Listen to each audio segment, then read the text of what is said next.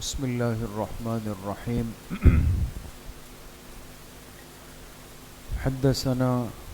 هناد قال حدثنا أبو معاوية عن الأعمش عن إبراهيم عن عبيدة السلماني عن عبد الله بن مسعود رضي الله تعالى عنه قال قال رسول الله صلى الله عليه وسلم إني لأعرف آخر أهل النار خروجا رجل يخرج منها زحفا. حدیث پاک کے درس میں بات چل رہی تھی پہلے اہل جنت کا اور جنت کے احوال کا تذکرہ ہوا کہ اللہ پاک نے جنت میں کس قدر نعمتیں اور اپنے انعامات و احسانات کو جمع فرمایا، اور اس کے بعد پھر اہل جہنم کا تذکرہ ہوا کہ جہنم چونکہ اللہ کی ناراضگی کی جگہ ہے اور وہاں اللہ نے ہر طرح کے عذاب کو، تکلیف کو، پریشانی کو رکھا ہوا ہے. تو مقصد یہ کہ دونوں جگہ ایک دوسرے کی ضد ہے. جنت میں راحت ہی راحت ہے، تکلیف کا تصور نہیں، اور جہنم میں تکلیف ہی تکلیف ہے، راحت کا کوئی تصور نہیں ہے. اب یہ جو روایات ہے اس میں اللہ پاک نے تذکرہ ان لوگوں کا کیا ہے کہ جو اپنی نافرمانیوں کی وجہ سے جہنم میں چلے جائیں گے، نافرمانیوں کی وجہ سے. لیکن یہ ہے کہ ان کے اندر کسی نہ کسی درجے کا ایمان ضرور ہوگا، کمزور ہوگا، بہت معمولی ہوگا. جیسے پچھلے درس میں آیا کہ جس کے دل میں جوں کے دانے کے برابر، گندم کے دانے کے برابر، مکئی کے دانے کے برابر، حتیٰ کہ ذرہ برابر بھی مختصر سا بھی ایمان ہوگا، یہ بھی نکلے گا. تو یہ جو آج کی روایات ہے، چند روایات، اس میں اللہ پاک نے ان اہل جہنم کا تذکرہ کیا کہ جو جہنم میں تو گئے، تکلیفوں میں رہے، لیکن چونکہ ایمان کی کچھ رمق تھی، کچھ نہ کچھ اثرات تھے، تو اللہ پاک فضل فرمائیں گے اور یہ لوگ بالآخر ایک دن جہنم سے نکلیں گے. لیکن اس موقع پہ بڑے عجیب و غریب معاملات اور واقعات پیش آئیں گے، ان کا تذکرہ ان روایات میں. عبداللہ ابن مسعود رضی اللہ عنہ اس حدیث کے راوی، وہ فرماتے ہیں کہ جناب رسول اللہ صلی اللہ علیہ وسلم نے ارشاد فرمایا، انی لأعرف آخر اہل النار خروجا رجل، میں جانتا ہوں جہنم والوں میں جو سب سے آخر میں جہنم سے نکلے گا وہ ایک شخص ہوگا، یخرج منہا زحفا، جو جہنم سے نکلے گا تو گھسٹتے ہوئے، یعنی جیسے انسان گھٹنوں کے بل چلتا ہے. اب ظاہر سی بات ہے کہ ایک عذاب اور تکلیف سے گزر کے جب آیا تو وہ اپنے گھٹنوں کے بل چل رہا ہوگا کہ بھئی کسی نہ کسی طریقے سے اس جہنم سے نکلوں تو صحیح. فیقول، جب یہ بندہ نکلے گا اور جنت کے قریب آئے گا تو کہے گا، یا ربی، اے میرے رب، قد اخذ الناس المنازل، لوگوں نے تو سارے ٹھکانے، ساری جگہ پکڑ لی جنت میں،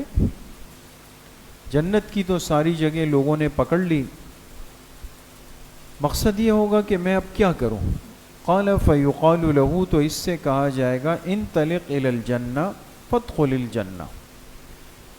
تو اس سے کہا جائے گا تم چلو تو صحیح، جاؤ اور جنت میں داخل تو ہو جاؤ، باتیں کیوں بناتے ہو، جاؤ صحیح دیکھ لو. قال فیذهب لیدخل، بالآخر یہ پھر چل پڑے گا تاکہ جنت میں چلا جائے. فیجد الناس قد اخذوا المنازل، جب یہ جنت کے دروازے کے اندر دیکھے گا تو لوگوں کو پائے گا کہ سب نے تو اپنے اپنے گھر اور ٹھکانے گھیر لیے. یہ اللہ پاک اس کو ایسا ماحول دکھائیں گے، اللہ پاک کی مہربان ذات ہے. تو یہ جب جھانکے گا تو کہے گا اندر تو سب فل ہو گیا، جگہ ہی نہیں ہے کچھ بھی. فیرجعو، تو دوبارہ لوٹے گا واپس. فیقول، عرض کرے گا، یا رب قد اخذ الناس المنازل، اے میرے رب میں آپ سے عرض کر رہا ہوں کہ لوگوں نے سارے ٹھکانے پکڑ لیے، جگہ نہیں ہے اندر، کیا کروں؟ قال فیقال له، آپ علیہ الصلاۃ والسلام نے فرمایا کہ اس سے کہا جائے گا، اللہ تعالیٰ فرمائیں گے اتذکر الزمان الذی کنت فیہ، کیا تجھے اپنا وہ وقت یاد ہے جس کو تو گزار کے آیا، یعنی دنیا میں، دنیا کی زندگی تجھے کچھ یاد پڑتی ہے، وہ وقت یاد ہے؟ فیقول نعم، تو یہ کہے گا جی ہاں مجھے تو بالکل دنیا کی زندگی یاد تو ہے۔ فیقال له، تو اس سے کہا جائے گا تمنا، تو اپنے دل میں خواہش کر، یعنی آرزو کر، وہ جو دنیا تیرے ذہن میں ہے تو اپنے دل دماغ میں سوچ لے تجھے اس میں سے کتنی جگہ چاہیے، اگر تو آج دنیا میں ہوتا تو کتنی جگہ تجھے چاہیے، تو اس کو سوچ لے۔ قال فیتمنا، آپ علیہ السلام نے فرمایا کہ یہ جہنم سے تازہ تازہ نکلنے والا یہ اپنی ایک آرزو کر لے گا، انسان کی جتنی سوچ ہے اس کے اعتبار سے یہ اس کو لگے گا میں نے بہت کچھ سوچ لیا کہ بھئی مجھے اتنا زیادہ اتنے ایکڑ اتنی جگہ مجھے مل جائے، یہ سوچ لے گا۔ اللہ پاک سے عرض کرے گا اللہ میں نے تو سوچ لی کہ مجھے اتنی دنیا والی جگہ مل جائے یہاں پہ۔ قال فیقال له، اللہ پاک اس سے فرمائیں گے فإن لك الذی تمنیت وعشرة اضعاف الدنیا، اللہ پاک فرمائیں گے تو نے جتنا اپنے دماغ سے سوچا اتنی جگہ بھی، اور اس اعتبار سے دنیا کا 10 گنا اور کر کے تجھے دے دیا گیا، جاؤ جنت میں، جنت میں تمہارے لیے اتنی بڑی جگہ جتنا تم نے سوچا کہ اتنی ملنی چاہیے، اور تمہاری سوچ کے برابر مزید کتنے گنا؟ 10 گنا اور ہے۔ مثال کے طور پہ کسی نے سوچا کہ جتنی جگہ پہ بحریہ ٹاؤن بنا ہوا ہے یہ سب مجھے مل جائے، تو اللہ پاک فرمائیں گے اس کے برابر بھی اور 10 بحریہ ٹاؤن اور سمجھ لو، وہ سب تمہیں دے دیا گیا۔ قال فیقول، تو چونکہ بیچارہ غریب نکلا تو جہنم سے ہے، بڑے عذاب سے نکلا ہوگا، یقین نہیں آئے گا، عرض کرے گا اتسخر بی وانت الملک، اے اللہ کیا آپ مجھ سے مذاق فرماتے ہیں جبکہ آپ تو بادشاہ ہیں؟ آپ بھی مجھ سے مذاق فرماتے ہیں، آپ تو بادشاہ ہیں۔ یہ جہنمی جو تازہ تازہ نکلا ہوگا یہ اللہ پاک سے عرض کرے گا، اس کو یقین نہیں آ رہا ہوگا کہ اتنا ہو گیا۔ قال، عبداللہ ابن مسعود رضی اللہ عنہ فرماتے ہیں فَلَقَدْ رَأَيْتُ رسول اللہ صلی اللہ علیہ وسلم ضحک حتی بدت نواجزہ، کہ میں نے دیکھا کہ یہ حدیث بیان کر کے جناب رسول اللہ صلی اللہ علیہ وسلم مسکرانے لگے، اور اتنا ہنسے کہ حتی بدت نواجزہ، کہ آپ کی داڑھ مبارک جو منہ میں داڑھ ہوتی ہے، یعنی انسان جب اچھی طرح ہنستا ہے اتنا ہنسے کہ آپ کی داڑھ مبارک بھی نظر آنے لگ، یعنی آپ کو یہ قصہ بیان کر کے کہ وہ ایسا محسوس کرے گا ان تکلیفوں سے نکل کر کہ شاید اللہ پاک کی ذات میرے ساتھ تمسخر یعنی مذاق فرما رہی، تو وہ اللہ پاک سے یہ بات عرض کرے گا اور آپ علیہ السلام اس بات کو بیان کر کے مسکرائیں۔ اس کے بعد دوسری روایت وہ حضرت ابو ذر رضی اللہ تعالی عنہ سے، وہ بھی اسی طرح، آپ علیہ الصلاۃ والسلام نے فرمایا انی لاعرف آخر اہل النار خروجا من النار وآخر اہل الجنت دخول الجنہ۔ اب دیکھیں چونکہ یہ احادیث جو جنت اور جہنم کے احوال پر یہ اپنے اختتام پہ آ رہی، آخری آگے نیا باب شروع ہو جائے گا۔ ہمارے محدثین کو اللہ پاک ان کی قبروں کو نور سے بھر دیں، انہوں نے امت کو دین سمجھانے کے لیے ہر کوشش کی۔ اب یہ باب ختم ہو رہا ہے تو آخر میں احادیث اور روایات بھی کون سی لائے کہ وہ جہنمی جو بالکل آخر میں جہنم سے نکل کے جنت میں جائے، اب اس کی حالت بیان ہو رہی۔ تو آپ علیہ السلام نے فرمایا میں جانتا ہوں اس جہنمی کو جو سب سے آخر میں جہنم سے نکلے گا اور سب سے آخر میں جنت میں داخل ہوگا۔ اب اس حدیث میں ایک اور شخص کا قصہ ہے، یؤتا برجل، کہ ایک شخص کو لایا جائے گا قیامت کے دن جہنم سے نکال کر،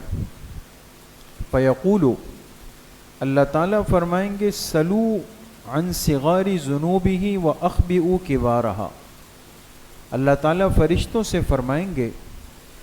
کہ اس شخص سے اس کے دنیا کے صغائر، چھوٹے گناہ جو اس نے دنیا میں کیے تھے نا، اس کو ہم صغیرہ کہتے ہیں، چھوٹے چھوٹے گناہ، فرشتوں سے کہا جائے گا اس سے ان گناہوں کے بارے میں سوال کرو، اس کو یاد دلاؤ، تمہیں یاد ہے فلاں دن تم نے وہ گناہ کیا تھا، فلاں دن تم نے ایسا کیا تھا، فلاں دن تم نے ایسا کیا تھا، لیکن اللہ فرمائیں گے صغائر یاد دلاؤ ابھی، وَأَخْبِئُوا كِبَارَهَا، اور اس کے جو کبیرہ بڑے گناہ ہیں نا وہ اس سے چھپا دو، ابھی مت یاد دلاؤ اس کو۔ فَيُقَالُ لَهُ، تو اب اس شخص کو لا کر فرشتے اس سے پوچھیں گے عملت کذا و کذا یوم کذا و کذا، عملت کذا و کذا فی یوم کذا و کذا، تجھے یاد ہے کہ فلاں دن تو نے ایسا ایسا گناہ کیا، تجھے یاد ہے فلاں دن پھر تو نے ایسا ایسا گناہ کیا، لیکن یہ چھوٹے گناہ اس کو یاد دلائے جائیں گے۔ قال فیقال له فإن لك مکان کل سیئۃ حسنہ، یہ تو گھبرا جائے گا کہ میرے اتنے چھوٹے چھوٹے گناہ بھی یہاں پر یاد ہیں۔ پھر اللہ پاک کی طرف سے ارشاد ہوگا کہ اس سے کہہ دو کہ تیرے ہر اس چھوٹے گناہ کے بدلے میں ہم اس وقت ایک نیکی لکھتے جا رہے ہیں، وہ گناہ معاف ہو رہے ہیں، ہر گناہ کے بدلے میں ایک نیکی لکھی جا رہی۔ تو یہ تو پریشان ہو رہا تھا کہ گناہ یاد دلانے سے کہیں دوبارہ پکڑ ہو رہی، لیکن جب اعلان ہوگا کہ بھئی گناہ اس لیے یاد دلائے کہ ہر گناہ کے بدلے میں کیا ہو رہا ہے، نیکی لکھی جا رہی، یہاں تو کام بن رہا ہے۔ تو انسان حریص ہے نا، ابھی تک تو صغائر یاد دلائے تھے۔ قال فیقول یا رب، آپ علیہ السلام نے فرمایا کہ یہ شخص عرض کرے گا کہ اے میرے رب، لقد عملت اشیاء ما اراہا ہاہنا، میں نے تو کچھ بڑے بڑے گناہ بھی کیے تھے جن کا تو یہاں تذکرہ ہی نہیں ہوا۔ نہیں سمجھے دوستو، جب دیکھے گا نا کہ صغائر پر نیکیاں مل رہی ہے تو اس کو لگے گا کہ یہاں تو سسٹم دوسرا ہو گیا، یہاں تو گناہ مٹ کے نیکیاں اس کی جگہ آ رہی ہے، اور چھوٹے گناہوں پر اتنی نیکیاں، تو شاید ان کو یاد نہیں رہا میرے تو بڑے بڑے گناہ ہیں، وہ بھی بتا دوں گا تو بڑی بڑی نیکیاں آ جائیں۔ تو اللہ سے عرض کرے گا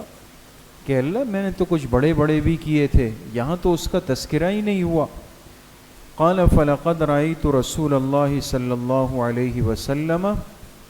يضحك حتى بدت نواجذه، حضرت ابو ذر رضی اللہ عنہ فرماتے ہیں کہ میں نے جناب رسول اللہ صلی اللہ علیہ وسلم کو دیکھا کہ آپ یہ بات بیان کر کے مسکرانے لگے اور اتنا ہنسے، حتی بدت نواجذہ، یہاں تک کہ آپ کی داڑھیں مبارک ظاہر ہونے لگی۔ چونکہ آپ علیہ الصلاۃ والسلام کا عام معمول وہ ہنسنے کے اعتبار سے وہ مسکراہٹ تھی، اور حدیث پاک میں صحابہ اکرام بھی جو آپ کے ہنسنے کو ذکر کرتے ہیں تو فرماتے ہیں کان ضحکہ التبسم، اللہ کے پاک پیغمبر کا جو ہنسنا تھا وہ مسکراہٹ تھی، آپ مسکراتے تھے، اور آپ نے بہت زیادہ زوردار آواز میں قہقہے لگانے سے منع فرمایا، یعنی انسان ایسا ہنسے جیسے بعض دفعہ ہوتا ہے نا کہ بہت زیادہ، ہمارے ایک بزرگ ذرا بیان میں مزاحیہ انداز ان کا زیادہ ہوتا ہے، تو انہوں نے فرمایا آج ہم اتنا ہنستے ہیں کہ پوری چارپائی ہلنے لگ جاتی ہے، بعض دفعہ انسان اتنے جوش میں آتا ہے۔ تو ایسی کیفیت ناپسند کی گئی دوستوں، ایسے ہنسنے کو جو قہقہے میں چلا جائے، اور قہقہہ بھی ایسا ہو کہ دائیں بائیں کے پڑوس میں بھی پتہ چل گیا کہ جی خان صاحب ہنس رہے، یہ نامناسب ہے۔ البتہ پسندیدہ یہ کہ مسلمان کے چہرے پہ تبسم ہو، جیسے انسان کسی سے ملے، ملاقات کرے، بیٹھ جائے، بات چیت میں چہرے خندہ پیشانی ہو، یہ سنت بھی ہے اور یہ مسلمان سے اس کا تقاضا بھی ہے۔ تبسم کے بعد دوسرا درجہ آتا ہے ضحک کا۔ ضحک میں یہ ہوتا ہے کہ انسان ہنسے تو دانت نظر آئے لیکن آواز پھر بھی کنٹرول میں ہو، یہ تبسم سے اوپر کا درجہ ہے، اس کو ضحک کہتے ہیں، اور یہ بھی جائز ہے اور اس میں بھی کوئی قباحت نہیں ہے بشرطے کہ وہ بات واقعی اس درجے کی ہو۔ اور تیسرا درجہ تو ہوتا ہے وہ قہقہے کا ہے کہ جس میں تو پھر 32 دانت بھی نظر آئے اور آواز بھی اتنی ہو کہ سب کچھ ہو جائے، اس کو عام حالات میں ناپسند فرمایا گیا۔ آپ علیہ الصلاۃ والسلام کی داڑھ مبارک نظر آئی تو اس پر محدثین میں یہ بحث ہوئی کہ خود آپ علیہ السلام نے جب قہقہے کو پسند نہیں فرمایا تو داڑھ مبارک تو اسی صورت میں ظاہر ہوئی جب بہت زیادہ ہنسے ہیں آپ علیہ السلام۔ تو اس کا جواب یہ دیا کہ مسکرانا یا ہنسی زیادہ ہو اور داڑھے دانت نظر آ جائے لیکن آواز بے قابو نہیں، آپ علیہ السلام کی آواز مبارک اس موقع پر نہیں نکلی ہے، اس لیے اس کا تذکرہ نہیں ہے۔ خیر ایک تو یہ ہماری تربیت کا ایک حصہ ہے، ہمیں اس چیز کو بھی سیکھنا اور سمجھنا چاہیے کہ واقعی جو بات ہنسنے کی ہے، مسکرانے کی ہے، ایک مومن کو اتنا، جس کو کہا جائے کہ ایک تلخ مزاج یا اتنا سپاٹ چہرہ رکھنا کہ بھئی کرفیو کے حالات میں ہی ہر وقت گھوم رہا ہے، کوئی چہرے پہ مسکراہٹ ہی نہیں آتی، نہ گھر میں، نہ دوستوں میں، نہ مسجد میں، نہ بات چیت میں، ہنسنے والی بات سن رہا ہے پھر بھی نہیں ہنس رہا ہے، کوئی مناسب بات ذکر ہو پھر بھی نہیں ہنس رہا ہے، یہ چیز ناپسندیدہ ہے دوستو۔ انسان کو مسکراہٹ ہو، تبسم ہو، کچھ ہنسی ہو، یہ مطلوب ہے، خاص طور پہ جب مہمان آئے یا چھوٹے بچے ہوں یا گھر والوں سے ملاقات کرے، شوہر بیوی کے ملاقات ہو، بات چیت ہو، اس سے انسان، اللہ پاک کا نظام ایسا ہے کہ طبعی طور پہ بھی انسان بہتر رہتا ہے۔ لیکن اس کے ساتھ ساتھ جو دوسرا ادب سمجھ میں آیا کہ یہ چیزیں بھی ہماری اعتدال اور کنٹرول میں ہونی چاہیے۔ آج بعض دفعہ خاص طور پہ آپ نے دیکھا ہوگا، آپ کہیں دعوت میں گئے، طعام میں گئے، کہیں مہمانوں کے ساتھ بیٹھ گئے یا باہر کہیں ہوٹل چلے گئے، آپ بیٹھے ہوں گے اور آپ کے دائیں بائیں ایک عجیب سا طوفان بدتمیزی ہو جائے گا، لوٹ پوٹ ہو جائیں گے، کوئی پیچھے گر جائے گا، کوئی آگے گر جائے گا، کوئی برابر والے کو کندھے پہ ہاتھ، وہ بھی ناپسندیدہ ہے، ایسا نہیں کرنا چاہیے۔ انسان کو دائیں بائیں کے ماحول کو، لوگوں کو، مجلس کو، تقریب کو، اس سب چیزوں کو دیکھنا چاہیے۔ تو دونوں چیزیں ہماری ایمانی زندگی میں تربیت چاہتی ہے۔ بالکل مسکراہٹ کی چھٹی کر لینا یہ بھی نامناسب ہے، اور مسکراہٹ جو ہے وہ اتنے قہقہے ہو جائے وہ بھی بہرحال نامناسب ہے۔ دوسری بات جو دو حدیثیں ہمارے سامنے آئی، اس کا اگر خلاصہ دو لفظوں میں آپ سے سوال ہو کہ بھئی ان دونوں احادیث کا خلاصہ کیا ہے، ایک مسلمان کیا کہتا ہے، تو دوستو اس کا بڑا خوبصورت خلاصہ یہ ہے کہ ان دونوں روایات میں اللہ کے فضل کا اظہار، بس فضل الہی ہے دوستو۔ دیکھیں نا اللہ پاک کی ذات کتنی مہربان ہے۔ اب ایک بندے نے کتنے گناہ کیے، کتنا اللہ کو ناراض کیا ہوگا، جبھی تو جہنم میں گیا ہے، ورنہ تو کتنے لوگ ایسے ہوں گے جو اول وہلہ میں بغیر حساب کتاب کے چلے جائیں گے۔ اللہ ہم سب کو اس میں شامل فرمائے، ہماری نسلوں کو، والدین کو، سب کو شامل فرمائے۔ پھر کتنے لوگ ایسے ہوں گے کہ جو انبیاء کے، شہداء کے، نمازیوں کے اور فرشتوں کے اور نیک لوگوں کی سفارش پہ چلے جائیں گے، اور پھر کتنے لوگ ایسے ہوں گے جیسے اس دن روایت گزری کہ اللہ پاک اپنے لب مبارک اس میں رکھیں گے اور اس سے اٹھا کر جو ہے وہ جنت کے اندر ڈال دیں گے، تو کتنے خوش نصیب تو وہ اسی کے اندر چلے جائیں گے۔ اور کتنے ایسے ہوں گے کہ جو اعراف پر اس دیوار پر بٹھا دیے جائیں گے کہ بھئی آپ لوگ کا تو حساب کتاب بالکل برابر ہے، کیا کریں، لیکن پھر بھی اللہ ان کو جہنم نہیں بھیجیں گے، بھئی نیکیاں گناہ بالکل برابر چل رہی، اب ایک نیکی یا تو ملے یا کچھ ہو، تو وہ بیچارے اعراف پر بیٹھے ہوئے ہیں اوپر دیوار پہ جو سورہ اعراف میں۔ لیکن اصحاب اعراف کے ساتھ بھی کیا ہوگا دوست، وہ بھی کہاں جائیں گے؟ وہ بھی جنت میں جائیں گے، ان کے ساتھ بھی فضل کا معاملہ ہو۔ تو یہ تو اللہ کی فضل اور مہربانی کی حد نہیں ہے۔ اب اس کے بعد جو جہنم میں گیا تو اللہ ہماری حالتوں پہ رحم فرمائے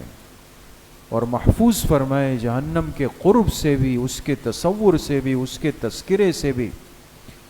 لیکن پھر بھی دیکھیں جب ایک بندہ جب وہاں سے نکلے گا تو ایسا نہیں ہے کہ بھئی اس کے ساتھ کوئی بے اکرامی ہوگی یا کوئی معاملہ ہوگا، بلکہ اللہ پاک اس کو بھی لائیں گے، یہ بھی داخل ہوگا۔ اور پھر ایک ایسے، یہ دیکھیں نا دونوں روایات میں، پہلے والے شخص نے کیا کہا، اللہ ساری جگہ تو قبضہ ہو گئی، اب میں کہاں جاؤں؟ یہ بھی ایک تلطف ہے علماء نے لکھا، تاکہ اس کا دل وہ جہنم والی مصیبتوں سے ذرا نکل کے تھوڑا بہل جائے، یہ خوش ہو جائے جیسے انسان بچے کو بہلاتا ہے، اور یہ پرانی کیفیات سے نکل آئے باہر۔ اور پھر انعام اتنا کہ یہ جتنا سوچے گا اللہ فرمائیں گے 10 گنا اور لے کے اس میں سے چلے جاؤ۔ تو وہاں تو فضل ہی فضل کا معاملہ ہے۔ دوستو تھوڑی سی محنت کی ضرورت، تھوڑا سا انسان دنیا میں اپنی حفاظت کر لے، احتیاط کر لے۔ اس لیے ہمارے بزرگوں نے لکھا نا کہ نیکی مشکل نہیں، وقت نکالنا پڑتا ہے، گناہ کے لیے بڑی محنت کرنی پڑتی ہے۔ عجیب بات نہیں ہے دوست؟ گناہ کے لیے تو آپ منصوبہ بنائیں گے، دائیں بائیں دیکھیں گے، وقت ڈھونڈیں گے، ہیرا پھیری کریں گے، دماغ لڑائیں گے، کاپیوں میں لکھیں گے، کسی سے سیکھیں گے۔ گناہ مشکل ہے، لیکن دیکھیں شیطان انسان کو کتنا گرا دیتا ہے کہ وہ گناہ ہم سیکھتے بھی ہیں، اس کے لیے وقت بھی نکالیں گے، سب چیزیں کریں گے۔ نماز تو بچپن سے سیکھ لی ہے دوست، اس میں تو اب مزید محنت نہیں لگے گی۔ ذکر تو زبان کے ہلانے سے ہے، اس کے لیے تو کوئی محنت نہیں لگے گی۔ کسی کی خدمت کرنا کتنا آسان ہے، کسی کا ہاتھ پکڑ کے سڑک پار کیا، کسی بزرگ نمازی کے لیے کرسی لگائی، کسی کے چپل لے کے رکھ لیے، گرمی کا موسم ہے پانی پلا دیا، خود مشین پہ پہلے کھڑے ہوئے پیچھے والوں کو پہلے پانی پلائے۔ یہ سب نیکیوں کے مواقع ہے دوست، یہ کون سے مشکل؟ نیکیاں آسان ہیں، انسان تھوڑی سی محنت کرے۔ اور اس دور کے فتنوں میں سب سے بنیادی چیز اپنے ماحول کی حفاظت کرے، صحیح ماحول اپنے لیے منتخب کرے، مسجد سے زیادہ جڑ کر رہے، یہ محفوظ ہو جائے۔ اللہ پاک مجھے بھی آپ سب کو صحیح عمل کی توفیق نصیب فرمائے۔ الحمدللہ رب العالمین والصلاة والسلام علی سیدنا۔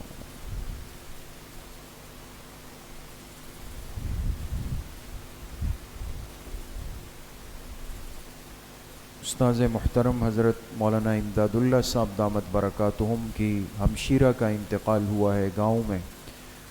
دعا فرمائے اللہ پاک حضرت استاذ صاحب کی ہمشیرہ کی کامل و مکمل مغفرت فرمائے، اللہ ان کے درجات بلند فرمائے، کہ قبر کو اللہ جنت کا باغیچہ بنائے۔ ہمارے حضرت مفتی صاحب رحمۃ اللہ علیہ، ہمارے والدین، اس مسجد کے جتنے بزرگ احباب نمازی، کل امت مسلمہ کے مرحومین، اللہ پاک سب کی اپنے فضل سے کامل و مکمل مغفرت فرمائے۔ وصلی اللہ وسلم علی نبینا محمد وآلہ وصحبہ اجمعین برحمتہ۔